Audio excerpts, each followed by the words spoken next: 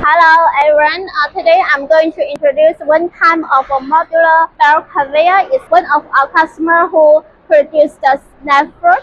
And here, let me start from this belt first.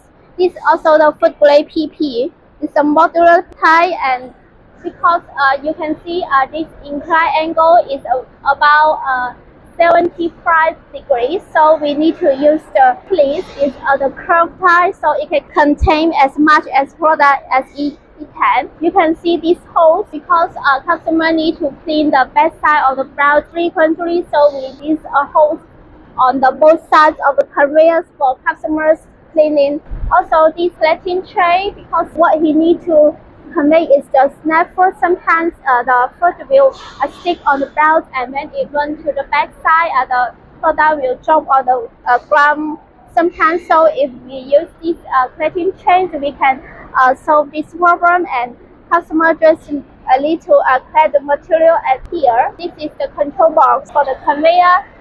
Here is the stop option, one button is stop, and the in-train. This in-train means the conveyor will move in a very short distance. Is for the customer who need maintenance sometimes.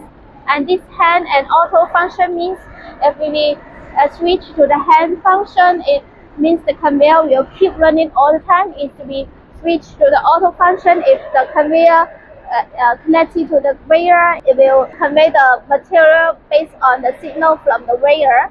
And here is the knob to adjust the speed of the conveyor. Now you can see this is at the max speed, and let me switch to 14, and the speed will be very low.